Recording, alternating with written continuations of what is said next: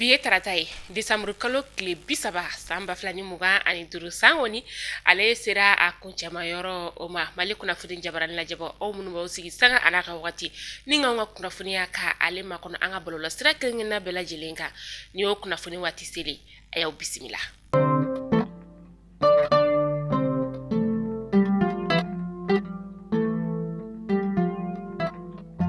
Kunnafoni daminɛla bi kunnafonidilaw olu tun bɛ Cour suprême ale kɔnɔna la min ni u ye ɲɛfɔli kɛ kunnafonidilaw ye jamana bɛ musaka min ni ka o don parti politique olu la ka ɲɛfɔli kɛ kunnafonidilaw olu ye k'a yira u la ka fɔ ko kabi san 2000 kana se san 2019 ma jamana ye sɛfɛwari miliyari 24 ani miliyɔn 120 kunkanfɛn ni ka o de don parti politique kɔni o la k'aw ladɔnniya k'a fɔ ko parti 295 o de be an ka jamana ale kɔnɔna la ni wagati na musaka yɛrɛ dili kɔni ale jɔra kabi san 2019 walasa ka se ka faamuyali caman ni ka o sɔrɔ kɔrɔfɔ ale la Mali kunnafoni ye ale jabarantigiw olu kɔni tun be a kɛyɔrɔ o la aw ni ne an ka jɛ ni ka Seydou Male ale ka kɔrɔfɔw ni ka olu lamɛn fɛn min ye Abdoulaye Soye ni ale ye Cour des comptes o ɲɛmaa ye o fɛnɛ tun be kɛnɛ ale kɔnɔna la Basa y'a ye gouvernement bɛ foroba wari ta ka di kɛnyɛrɛye ma parce que parti bɛ se ka yɛlɛma kɛnyɛrɛye mais kɛnyɛrɛye fɛn fɛn bɛ sigilen don jamana ko baara la faso baara la a bɛ fɔ a ma ko kɛnyɛrɛye a ka kan ni jumɛn ye donc ka sɛgɛsɛgɛli kɛ est ce que o b'o wale min o b'a ti min ma n'o bɔra la kɛnyɛrɛye o ka sɔrɔ musaka a bɛ wale ni sariya min ye n'a bɛ fɔ a ma comptabilité est ce que a ka kan a ka yɛlɛma walima a fiɲɛba la fiɲɛta la an da bɛna se o fana ma n'o bɔra la en fait u kan ka musaka minnu sara sécurité sociale la walima an ka service cakɛda la min ɲɛsinnen don nafolo sara la n'u o wale ninnu fana kɛ laɲini bɛna bolo olu kan a fɔlɔ ye min ye parti participation a fɔlɔ ye baara in daminɛ na ɲininkali laseli kɛla Cour suprême président fɛ ma ɲɛsin ministre de l'administration territoriale yɔrɔ la a sababu la a bɛ se ka parti hakɛ fɔ an ye an bɛ don min na ko bi k'a ta jusqu'à la 2025 la o ale ka jaabi kɔnɔna na a yirala na k'a fɔ parti 297 bɛ yen mais an ka sɛgɛsɛgɛliw nana bolibolida an y'a sɔrɔ parti 2 bɛ yen sigikɛlaw ka siɲɛ 2 donc o b'a yira k'a fɔ parti min bɛ min lakodɔnnen don ministère fɛ a bɛ bɛn parti 295 ma o parti 295 sariya ye mun wajibiya o sariya ko ni san yɛlɛmana k'a ta janvier la fo ka taa se mars kalo tile 31 na a wajibiyalen don parti kelen bɛɛ lajɛlen fɛ o sɔrɔ ni musaka min kɛ u y'a bɔli cogo min na u k'a kɛ gafe ye k'a bila ka na section de compte la ale ka sɛgɛsɛgɛli k'a la n'a sɔrɔla sariya y'a fɔ baara ka kɛ cogo min na a kɛra o baara o hukumu kɔnɔna na k'a tuguni fana ka sɛgɛsɛgɛli kɛ parti kan ka wale minnu fana kɛ sɔrɔ ni musaka kɔfɛ k'a lajɛ n'o sɔrɔ o baaraw ti mina parti fɛ o de kɔnɔna na parti 295 in na jateminɛ y'a yira k'a fɔ parti 151 o ma deli badabada k'aw ka gafe bila ka na section de compte la pour que a ka sɛgɛsɛgɛ parti 120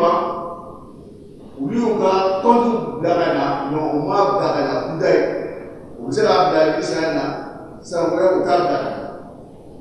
parti 24 dɔrɔn k'a ta 2000 la fɔ an bɛ don min na ko bi olu de b'u ka san jala san ma ja olu de b'u ka gafew bila ka na sɛgɛsɛgɛli la section de compte la. kunnafondila fila ni Dawuda Kone ni ale ye duwanzan kunnafondi so o ɲɛmaa ye ka taga se a ka cameraman ma ni o ye Salifu Sangare ni maa fila ninnu kɔni bɛ baara kɛ an ka foroba jabaraso kɔni ale la u jasora maa marafɛntigi dɔw kɔni fɛ a bɛ kalo saba bɔ kabi octobre kalo tile 4 san 2025 wagati min na o bɛ ka taa u ka baara yɛrɛ kɔni na an ka jamana cɛmancɛ bolo yan fanfɛla o la k'a yir'a la k'a fɔ ko ni maa fila ninnu kɔni u labilala u jasobaw olu fɛ kabini kunu ni waati na u mɔbutikaw olu ka dugu kɔni o la min ni a yirala k'a fɔ k'u ka kɛnɛya kɔni ale ka ɲi kosɛbɛ ka se ka nin gɛlɛya wale kɔni ka o kɛlɛ ani ɲɛnamafɛn tali kɔni ka se ka olu kɛlɛ o ye fɛn min ye Mamutu Kɔnɛ ni ale ye commissariat de Kayindi kɔni o ɲɛmaa ye ale na a ka cɛdenw u ye tɛgɛ da maa 9 nka maa 9 minnu ni olu ka baara ɲɛsinnen tɛ fosi ma ɲɛnamafɛn kɔni tali o ma ani a feereli kɔni ka taa se fɛn min ye alcool ye o n'a a ɲɔgɔnna wɛrɛw ni maa ninnu kɔni minɛna waati min na sa a yera k'a fɔ ko marafaw kɔni fɛnɛ yera u bolo ni o ye maramafɛnw olu ye ani dɔrɔgu ni a ɲɔgɔnna wɛrɛ o minɛna ni ka u bila kiiri tigilamaw ka bolo kan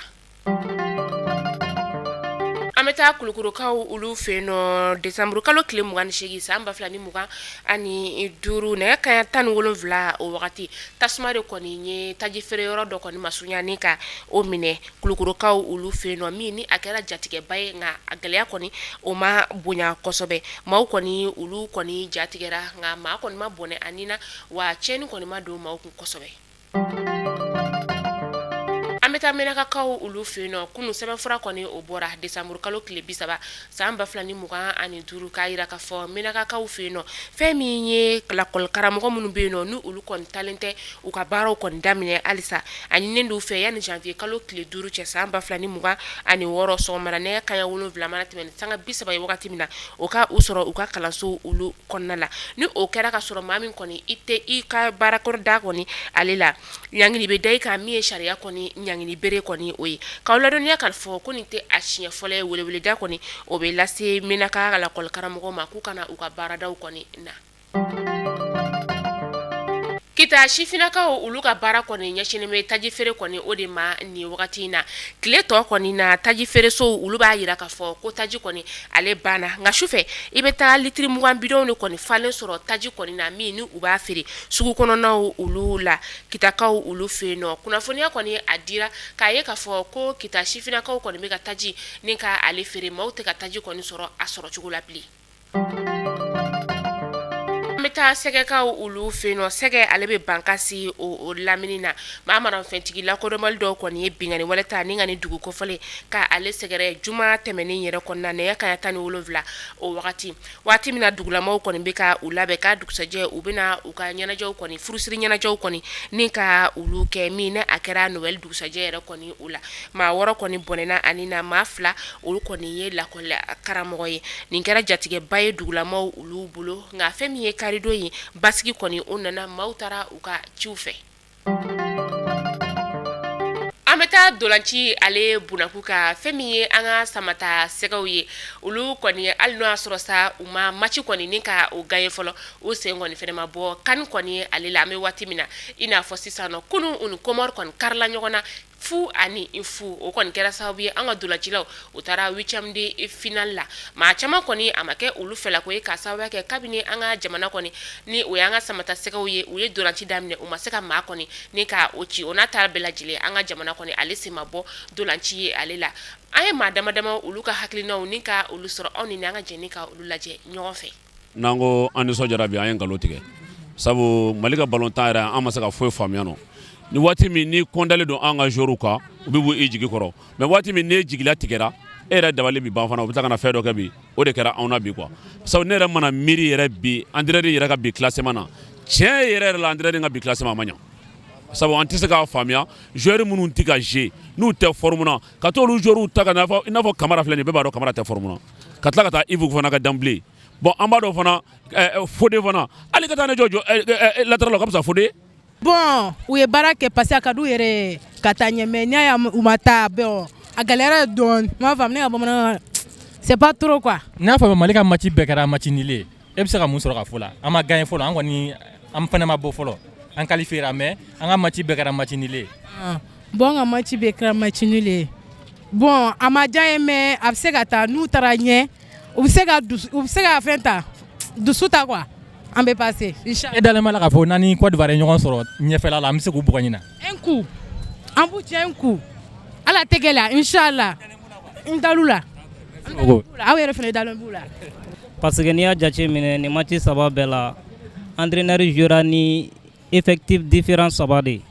bon o de bɛ ka kɛ problème dɔɔni ye Mali match kɔnɔna na sinon ne yɛrɛ fɛ problème ba tɛ yen nɔ dɛ parce que entraîneur ale bɛ ka compétition championnat tɛ donc ale b'a essayer ko a bɛ ka effectif dɔ de ɲini compétition in kɔnɔna na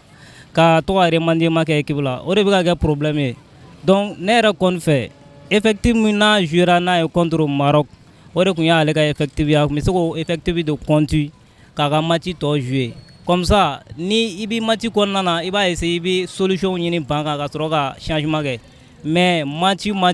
o n'a équipe de don vraiment o de bɛ ka Mali ka ballon ko in a gɛlɛya nin wagati in na. bon bi match Mali joueurs ye ballon tan mais bidon nin ka gɛlɛn an ka mɔgɔw ma tiɲɛna bidon ka gɛlɛn joueurs ma an bɛ min fɔ joueurs ɲɛna n'olu cira dusukasi de bɛ an yɛrɛ kan quoi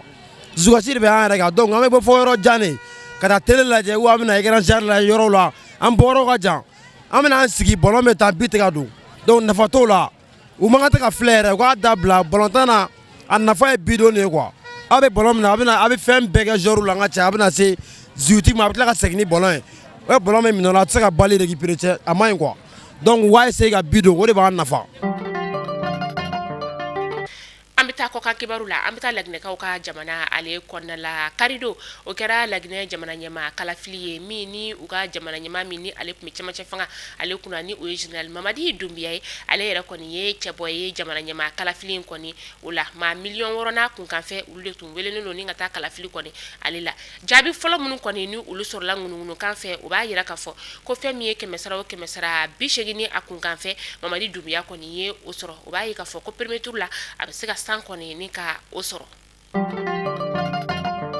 ka kunnafoniya ni ka o datugu ni Rusi jamana ye Rusi y'a yira k'a fɔ ko Ukraine kɔni ye drone 10 bɔɲɔgɔn ni ka o de kɔni da ka o ɲɛsin Putin dagayɔrɔ kɔni o ma Moscou ale y'a yira k'a fɔ ko u bɛna tasara bere ta ni ka ɲɛsin Kiev ma fɛn min ye Ukraine ye ale y'a yira k'a fɔ ko Rusi kɔni ye galon ta ni ka da olu la